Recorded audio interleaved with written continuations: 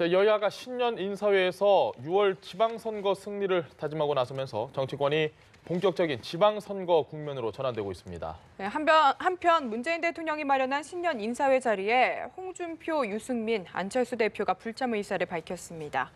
차명진 전 자유한국당 의원, 김현 더불어민주당 대변인과 함께 관련된 이야기 나눠보겠습니다. 두 분 어서 오십시오. 안녕하십니까? 네, 안녕하세요. 일단 새해니까 인사드리겠습니다. 새해 복 많이 받으십시오. 새해 복 많이 받으세요. 새해는 하시는 일 잘 되십시오. 예.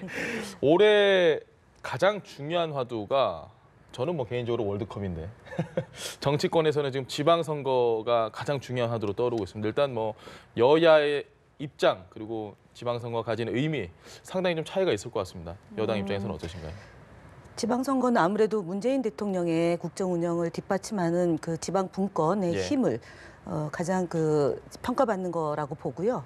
특히 이제 개헌하고 같이 선거를 치르냐 마느냐가 아마 올해 상반기 내내 이제 정치권을 달구게 될 것 같습니다. 대선 공약이니만큼 지방선거하고 개헌하고 같이 국민들로부터 평가를 받아야 된다라는 점은 저희 더불어민주당의 입장이고 지금 자유한국당의 홍준표 대표는 절대 불가론을 얘기하고 있습니다. 이제 자유한국당 소속의 부대변인 또 지역위원장의 경우는 우리가 대통령이 됐다라면 개헌하고 같이 선거를 치렀을 텐데 대통령이 되지 않았기 때문에 그 약속 지킬 필요가 없다라고 말씀을 듣고 굉장히 놀랐습니다. 그러니까 대통령 선거에 지고 이기고의 문제가 아니라 국민과의 한 약속이기 때문에 반드시 지켜져야 된다라는 게 저희 더불어민주당의 그 생각이고요.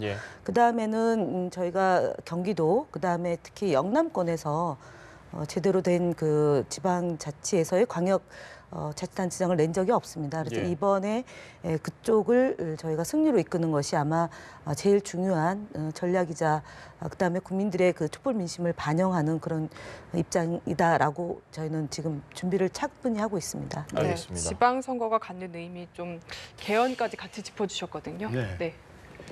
보통 있죠. 그 대통령 선거 1년 안에 있는 그 선거일 때 국회의원 선거이건 지방선거이건 여태까지 2번인가 3번 있었는데 무조건 여당이 압승했어요.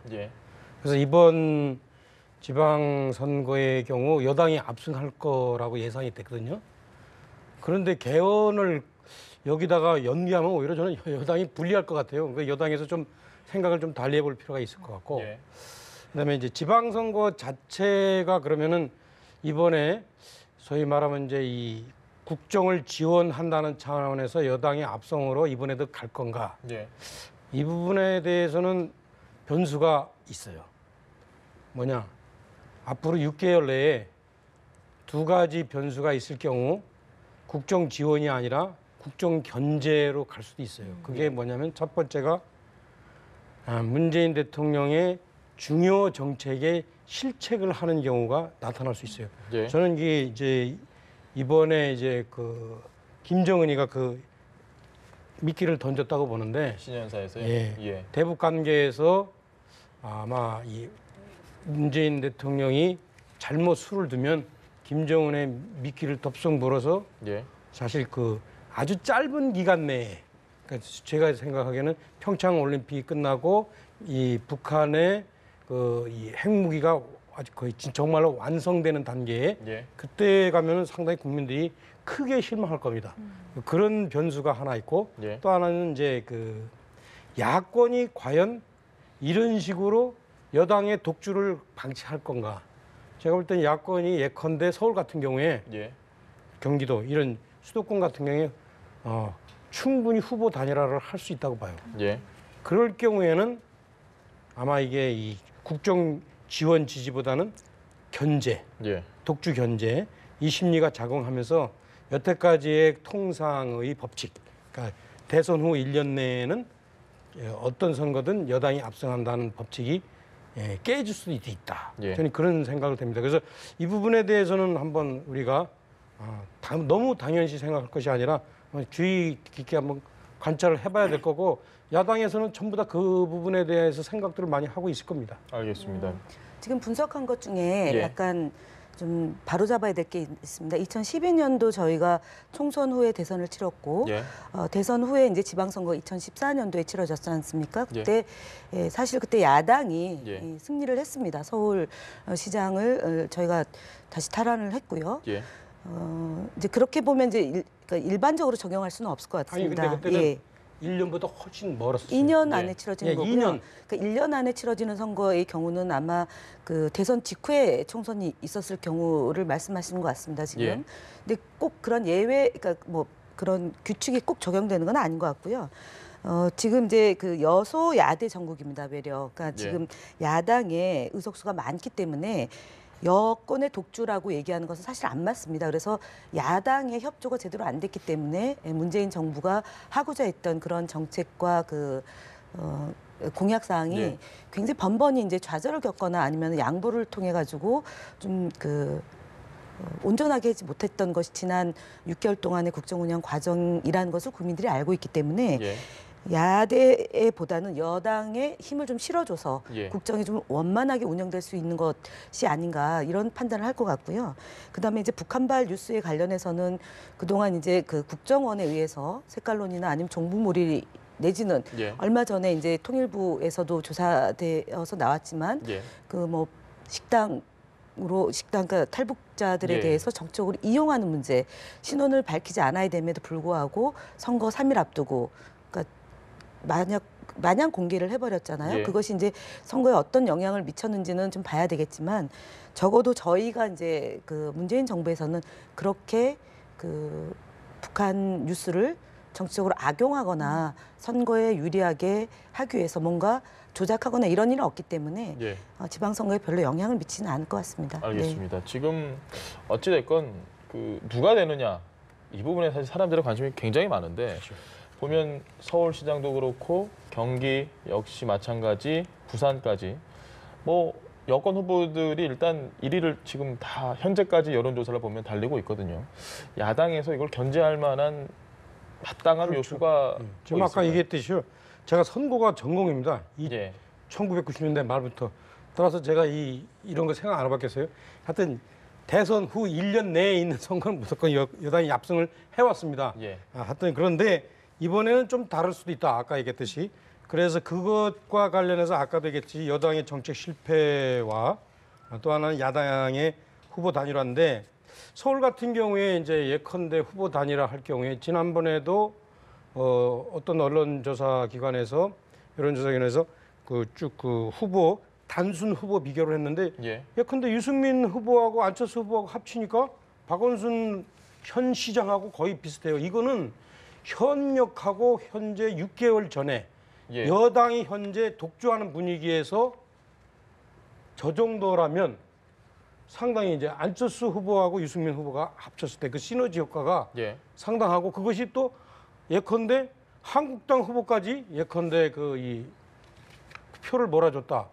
저는 뭐 지금 우리가 생각하는 것처럼 여론조사 하는 것처럼 그렇게 단순하게 나오지 않을 거다. 이렇게 생각이 듭니다.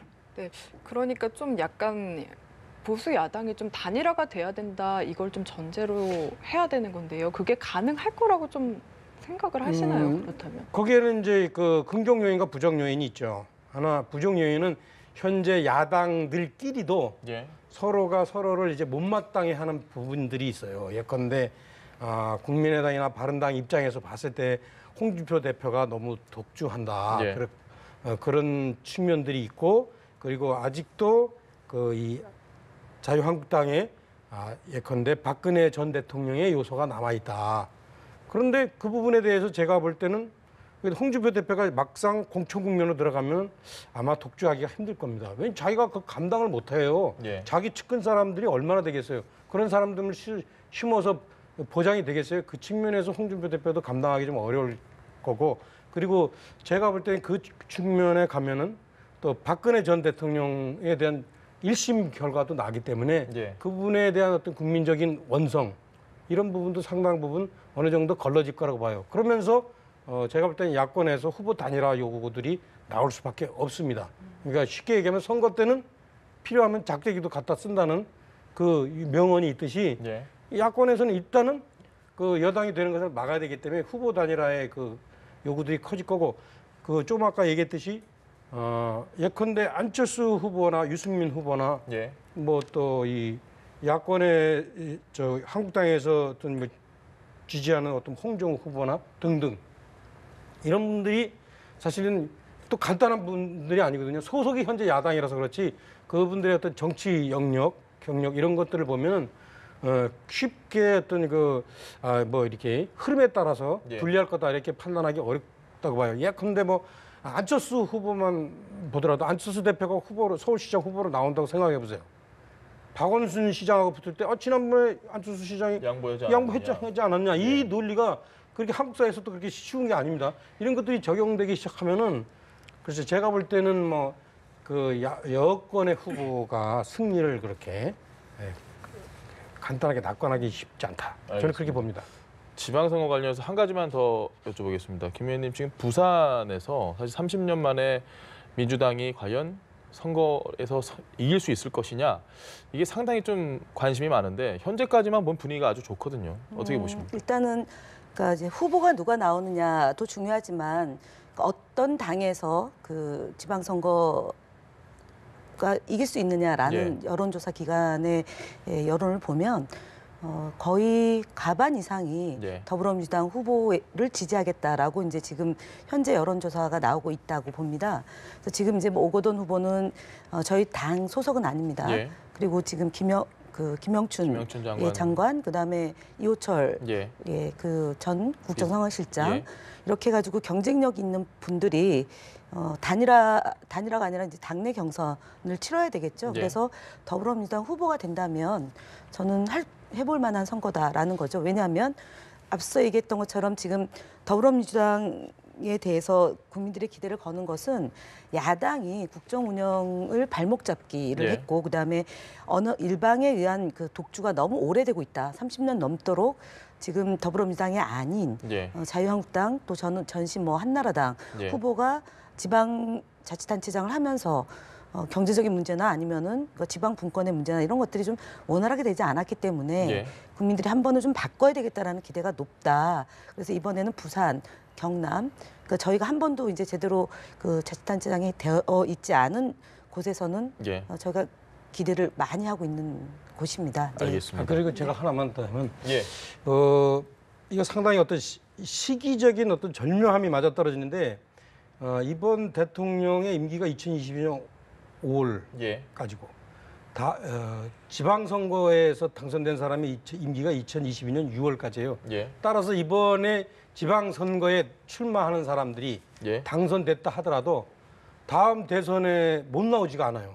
오히려 유리할 수가 있어요. 그래서 이번 지방선거에 출마하는 사람들은 어떤 그 예컨대 뭐 여대 야 그래서 문재인 대통령을 견제하는 것이냐 지원하는 거냐 이것 이상의 의미로 다음번 대선 후보감이 누가 되느냐 특히 야권에게 있어서 그 자리를 갖는 그런 의미가 있기 때문에 저는 뭐 현재 그 잠룡들이 마음 놓고 출마할 수 있어요. 따라서 이 측면은 뭘 말하냐면 현재 대통령에 대한 지지율하고 이번에 지방선거에서의 그 후보를 누구를 뽑느냐하고 꼭 이렇게 일치하게 가지 않을 수도 있어요.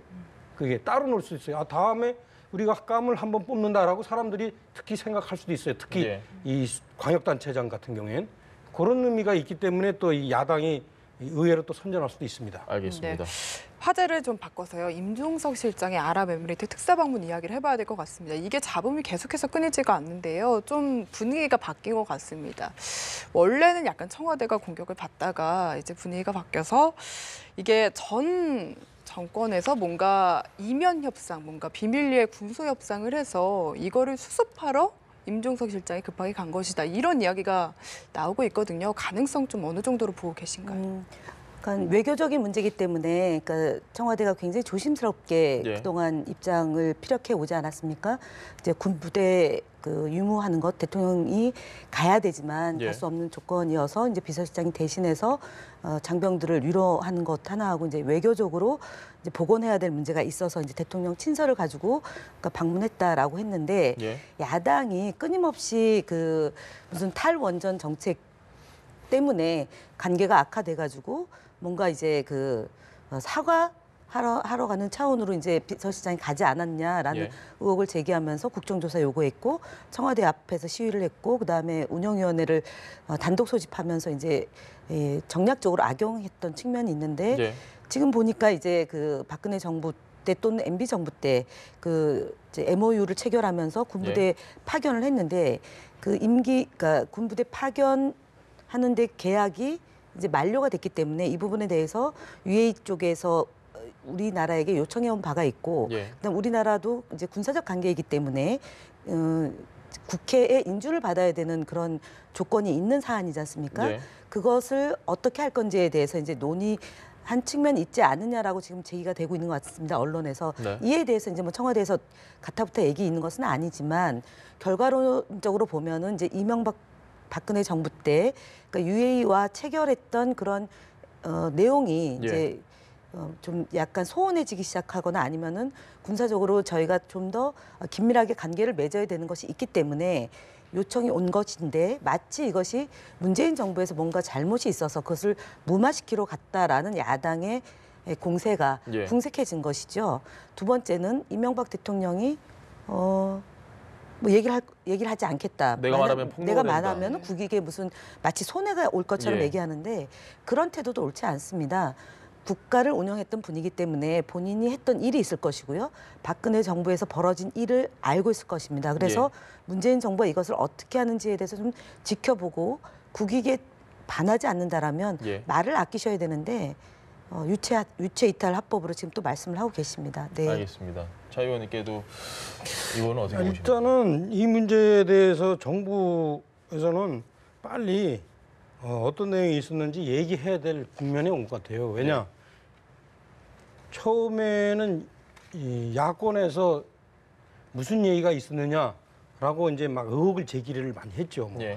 북한 뭐 특사를 만났다 아니면은 무슨 뭐 저기 막 이 MB 뒷조사 하다가 어떤 뭐 그 문제가 생겨서 나갔다 예. 뭐 등등.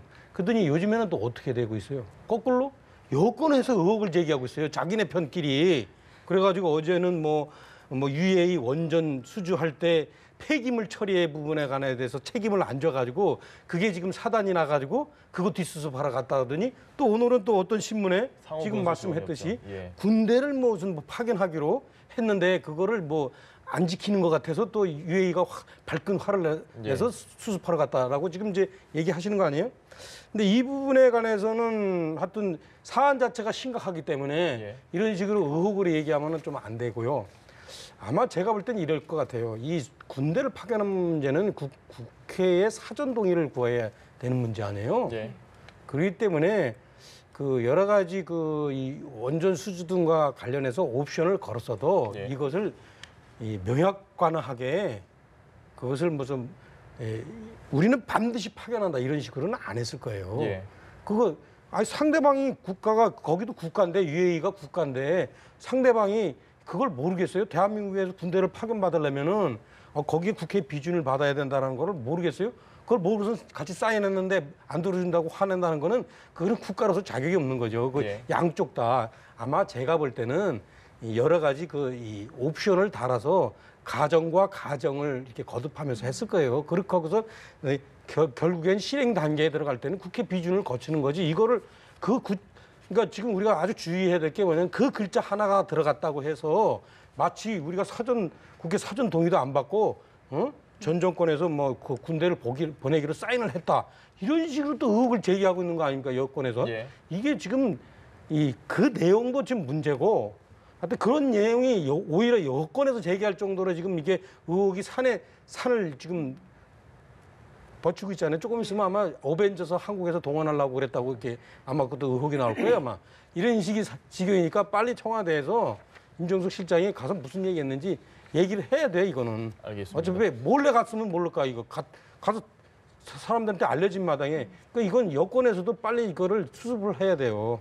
그 마지막으로 한 가지만 더 여쭤보겠습니다. 지금 뭐 어디까지가 사실인지는 저희가 알 수는 없지만 어찌됐건 이전 정부에서 어떤 UAE와 아랍에미리트와 어떤 뭐 계약이 있었는지 아니면 이야기가 있었는지 수준은 저희가 어디까지인지 모르겠지만 근데 그게 지금 정부 와서 이게 뭔가 잘못됐거나 문제가 있거나 해서 수정을 하거나 보완을 하거나 아니면 어떤 식으로 그렇게 한다고 하면 그 아랍에미리트 입장에서는 아니 우린 너네하고 약속을 한 건데 지금 와서 이러면 어떻게 하냐. 그러니까 이런 식으로 나올 수 있지 않습니까? 그러니까 이런 문제가 발생하는 거에 대해서 어떻게 좀 봐야 일단은 될까요? 무기 수출을 통해서 그러니까 군대를 보내는 것까지 예. 합의가 됐다는 거지 않습니까? 그리고 이것이 지금 그러니까 기간을 연장할 거냐의 문제가 예. 있고 그다음 국회의 동의 절차가 있는 거죠. 예. 이 문제에 대해서 조금 더 면밀히 들여다보고 소원함이 있는지 없는지 그다음에 그 이명박 정부 때 그다음에 박근혜 정부 때 이어졌던 그 과정을 좀 예. 들여다보고 향후에 국회에 이제 보고할 일이 있으면 보고하지 않겠습니까? 그 이전에는 조금 이제 정치적인 공세 차원의 이 문제를 접근하는 것이 별로 국익에 도움되지 않는다라는 청와대 입장이 있기 때문에 예. 그 부분을 좀 존중해 주셨으면 하는 그런 얘기를 다시 한번 말씀을 드리겠습니다. 네. 알겠습니다. 알겠습니다. 지금까지 차명진 전 자유한국당 의원, 김현 더불어민주당 대변인 두 분과 함께했습니다. 오늘 두 분 말씀 감사합니다. 고맙습니다.